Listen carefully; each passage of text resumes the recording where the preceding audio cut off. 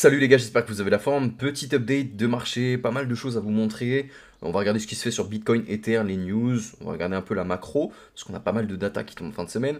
Et je voulais vous présenter une petite plateforme aussi qui vient de se lancer, donc par les créateurs de AI7Z, donc un agent IA. Je vous montre ça juste après. En tout cas, bienvenue à tous les nouveaux. Je vois qu'on est passé à 2000 abonnés sur la chaîne. Merci à tous, vous êtes des cracks. Roi de tout 10K, ça serait super. En tout cas, merci de me faire confiance et de nous faire confiance sur Altcoin France. Ça nous fait plaisir. Donc, petit message de toute l'équipe pour vous remercier d'être présent, même dans des phases de marché comme ça, cataclysmiques. Là, il n'y a personne sur le marché et vous êtes là, donc merci les gars. Donc voilà, donc cette semaine, pas mal de mouvements. Vous voyez, hein, les agents IA, ils repartent. On a Virtual qui repart bien. Pengu qui a bien performé aussi. Worldcoin aussi qui commence à nous donner des bonnes news. Donc ceux qui sont sur l'application, vous avez dû le voir, hein, Worldcoin, ça commence à se développer. Encore une fois, Worldcoin pour moi, c'est un asset qu'on détient sur le long terme. Donc vulgairement, Worldcoin, le projet simple, c'est tu as une norme numérique, tu scannes ton iris, et ensuite tu détiens un ID comme quoi tu as une preuve d'humanité, tu es un vrai humain. Parce que voilà, la vision de Sam Altman, c'est... Parce que oui, hein, le créateur de Worldcoin, c'est le créateur de ChatGPT. Donc c'est Sam Altman qui a créé ce projet crypto-là. C'est une vision un peu dystopique, ça fait peur. Dans certains pays, ils sont en train de développer Worldcoin. Donc les gens scannent leur iris contre de l'argent. Bon, le concept est moyen, mais voilà, il part du principe que l'IA, voilà, la loi de Moore, ça va être exponentiel, et il va falloir reconnaître les vrais humains par rapport aux IA. Du coup, Worldcoin sera là pour régler le problème, et moi je pense que c'est un actif à détenir sur 5-10 ans, avec d'autres actifs dans la crypto. Voilà cette semaine, hein, pas mal de mouvements sur le marché. Au niveau de Bitcoin, qu'est-ce qui s'est passé? Pas grand-chose hein, depuis. Puis j'attends toujours les niveaux que je vous ai cités, hein. Je pense que on va rejeter un moment de toute façfaçon. Donc on a les niveaux 88 000 et puis le cluster plus bas au 86 300. Pour moi, c'est logique. Ou alors on joue complètement le pullback sur ces niveaux-là. Ça m'étonnerait fortement. Donc pour l'instant, on reste patient sur Bitcoin. Il n'y a pas grand-chose. Sur du court terme, on va se mettre en 30 minutes. Vous voyez, il y a rien. On latéralise. On est entre deux bornes. Ça fait pas grand-chose. Ça m'étonne pas, hein, vu les datas qui vont tomber. Donc aujourd'hui, de toute façon, on a le PIB, le PCE Core qui tombe. Et vendredi, on a le NFP au niveau des US. Et donc là, on va vraiment regarder ce qui est en train de se faire. Donc on partira probablement dans une économie en récession. La Fed ne va pas faire grand-chose. Et je pense qu'elle agira seulement si ça se détériore agressivement. Donc encore une fois, hein, je pense que l'idée de Trump, c'est rediriger les gens vers les bons du trésor américain pour ensuite pouvoir faire baisser les taux. Enfin voilà, une technique à la Trump, c'est pour ça qu'il met beaucoup d'incertitudes sur les marchés. Encore une fois, c'est une théorie, hein, personne ne le sait vraiment. Donc sur Bitcoin, pas grand-chose à dire. Je vous avais parlé de ETH face à BTC, pas besoin de revenir dessus. ETH dominant non plus. On va regarder certains altcoins, je pense ça peut être intéressant. Je voulais regarder Chainlink et Solana, on va regarder tranquillement. Chainlink, Oracle dans le narratif des Real World Assets, ne le négligez pas aussi, hein, c'est un très bon actif. On a une continuité logique, même si on a une divergence qui est très claire. On a eu un petit fake out, et là on repart sur Chainlink. Pour moi, on a tout intérêt de toute façon à venir chercher les highs au niveau des 30 $ à un moment. On a un gap énorme en weekly à bosser. Ça ne bouge pas. Pour moi, on n'a pas de validation sur Chainlink. La validation, elle se fera sur cet FVG qu'on a au 16,23. 23, si on a quelque chose de ce style-là qui est en train de se faire, le prix nous fait ça. On maintient et on reste à ces niveaux-là. Ce sera une sorte de validation sur des time frames type daily, weekly. Donc si on se maintient ici, c'est très positif. Et après, voilà, on aura notre break aux structures très claires, retournement de tendance, et voilà, un flux, une dynamique qui s'inverse, sachant que là, au niveau du LST, on commence à avoir un petit croisement. C'est pour ça que je vous dis sur les altcoins, ça reste pas mal, parce que... Alors attendez, je vais vous montrer ça. Sur Other, j'avais fait un petit post. Hop, c'est celui-là, donc sur Other, on maintient quelque chose de plutôt propre. Donc théorie de dos, 3 points de contact, la trendline fait très bien son taf. On fait attention à l'order block plus bas, au 160, mais pour l'instant, on va dire que ça c'est voilà, le crypto total market cap, on exclut le top 10 de la dominance. Vulgairement, le top 10 en crypto avec un market cap élevé, ça dégage et on utilise tout le reste. Donc on voit que ça se maintient bien, qu'on a vraiment des signaux sur les altcoins. Et pour moi, là, les 0,382, si on fibre l'impulsion de ce high vers le low ici, au niveau des 288, c'est un niveau à venir chercher. Et après, on verra ce que fait le prix à ce niveau-là. Je pense que sur les altcoins, on pourrait avoir un petit regain à court terme. De toute façon, on est en train de voir que au niveau de THBTC, on commence à avoir un petit regain. Vous voyez, là, la structure commence à nous donner des infos. On est en weekly, on voit pas grand-chose. Mais on est en survente massive au niveau de THBTC. Et pour ceux qui sont pas au courant, ETHBTC, on regarde ça pour savoir quand les altcoins pourront potentiellement partir. Ethereum, on va dire que c'est l'asset qui drive tous les altcoins. Et Bitcoin, c'est un actif à part. on va dire réserve de valeur. Donc nous, ce qu'on veut, c'est qu'Ethereum nous donne des infos pour avoir une potentielle alt season. Pareil pour la Bitcoin dominance, hein, de toute façon, si on regarde en weekly, hop.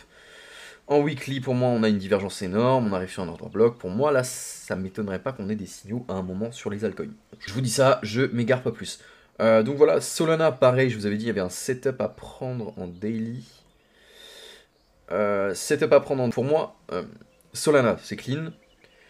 Tant qu'on break pas les 119, vers le bas, pour moi, on a un IHS très clair. Pour l'instant, j'attends un pullback clean, mais pour moi, il y a un setup à prendre sur Solana. Si vous êtes gambler, je pense que là, vous voyez juste la polarité qui est en train de se faire au niveau du BOS.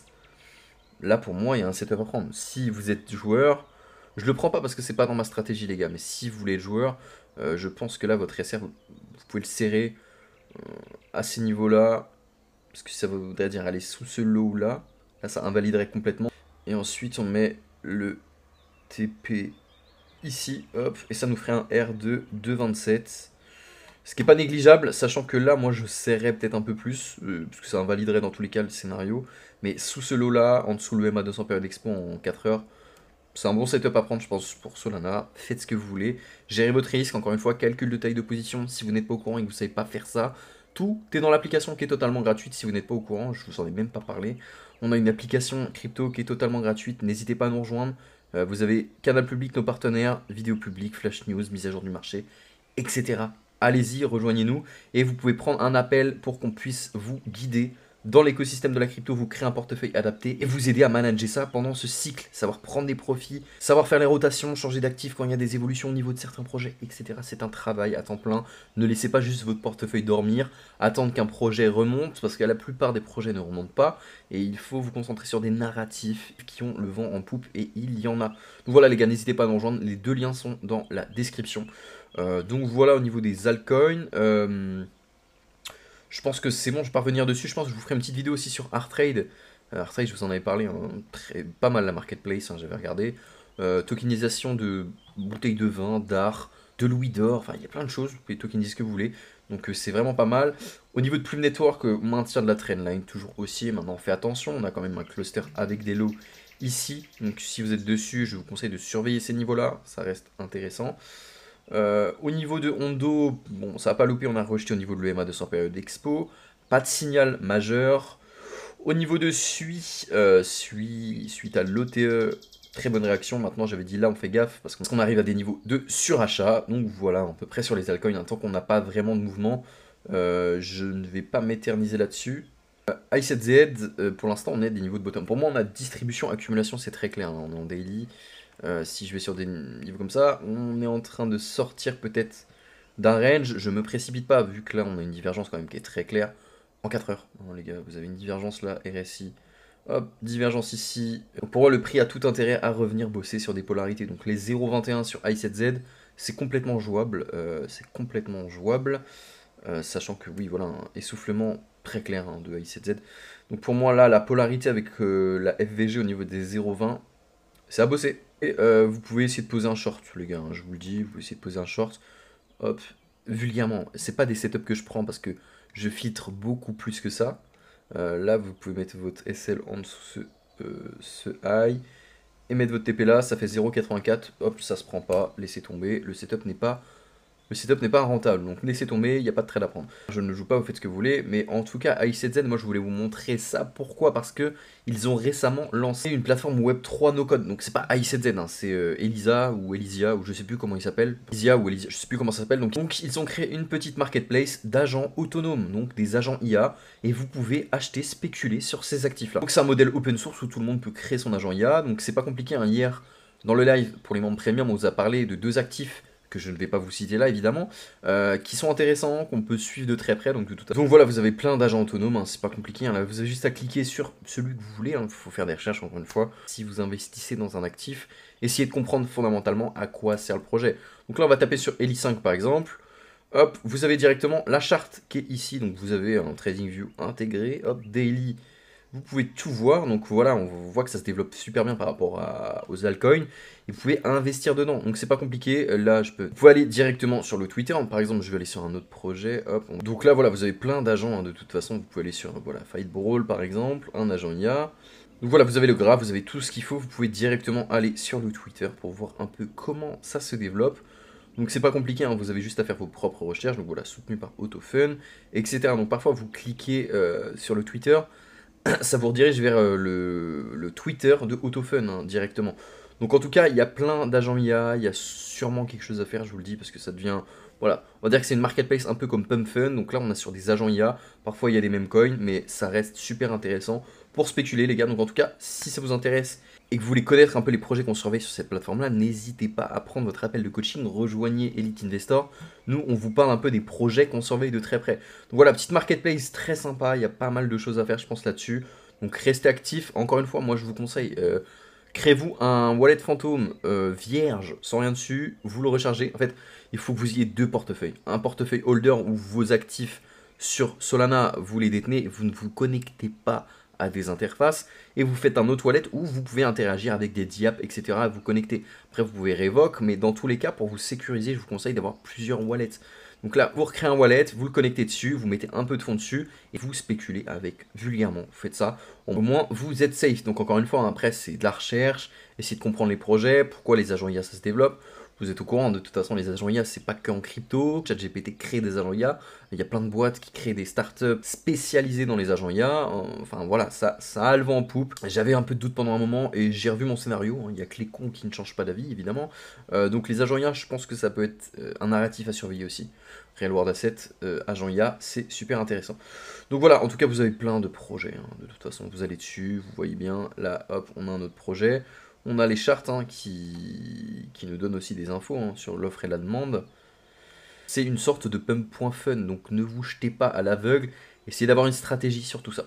Donc voilà les gars, je voulais vous parler de ça dans tous les cas. Au niveau des news, qu'est-ce qu'on a eu entre temps? On a la SEC qui met un terme à son enquête sur le stablecoin PYUSD de PayPal sans engager de poursuite. Vous voyez que la démocratisation des stablecoins, ça va à une vitesse grand V.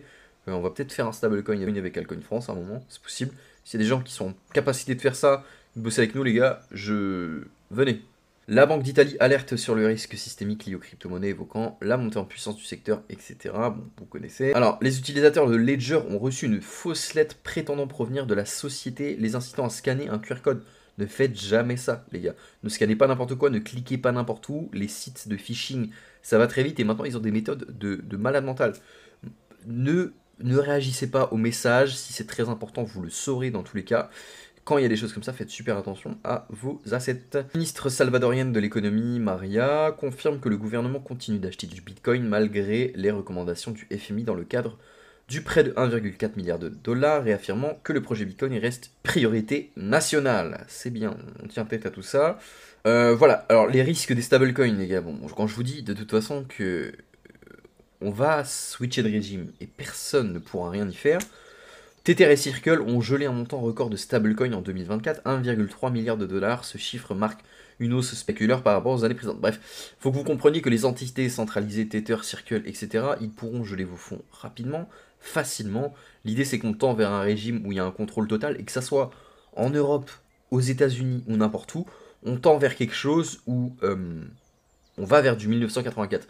George Orwell, Owen a fait un message là-dessus, on a reçu un message sur Telegram aussi, comme quoi il y a des projets de loi à l'Assemblée nationale qui sont proposés pour foutre des backdoors donc des backdoors, donc des portes dérobées dans les messageries cryptées, chiffrées. Bon, Telegram c'est pas chiffré, hein, c'est du marketing, mais voilà où on va, les gars, on va vers un truc un peu plus triste. Hein. Et encore une fois, tous les gens qui emploient le terme complotiste, qui vous traitent de complotiste ou quoi que ce soit, ce sont des gens qui ne sont pas éveillés. Laissez-les complètement de côté, on s'en tape complètement. Essayez d'avoir la vision et de vous émanciper maintenant, c'est super important. Et c'est pour ça qu'il y a des solutions à utiliser. Là, vous voyez bien ce qui se passe avec les CBDC, votre argent, c'est plus vraiment à vous. Ça n'a jamais été à vous, hein. C'est une dette que la banque a envers vous. Vous êtes créancier, c'est votre argent en banque. Il vous faut des solutions décentralisées sur la blockchain. Et encore, hein, je vous dis ça, mais la blockchain, est-ce que ça sera complètement décentralisé, anonyme, je sais pas. Franchement les gars, faut trouver des alternatives, faut essayer de se modeler avec le temps, essayer de trouver des choses pour sécuriser du capital. En ce moment, c'est super important d'anticiper l'avenir, je pense. Je vous dis ça, maintenant faites ce que vous voulez les gars. Voilà, je pense que ça va être tout les gars. Entrée sur les ETF, Farside, vous voyez de toute façon au niveau d'Ether, on a un peu plus d'entrée. Je vais rafraîchir. Et sur Ether, on le voit de toute façon graphiquement. Peut-être qu'il y a quelque chose qui va se faire. Je ne sais pas, je me projette pas. En tout cas, voilà, je voulais vous parler de ça, d'AutoFun. Maintenant, faites ce que vous voulez, faites attention quand même. Quand même. Euh, Avec ces projets-là, ça reste un peu du gambling. Si vous voulez quelque chose de plus professionnel, un portefeuille structuré, adapté, n'hésitez pas à rejoindre Elite Investor, on pourra vous aider à faire ça. Voilà les gars, fin de cette vidéo. Bon, j'espère que ça vous a plu, n'hésitez pas à liker, vous abonner. Ce soir, on est en live, live public, si vous voulez nous rejoindre.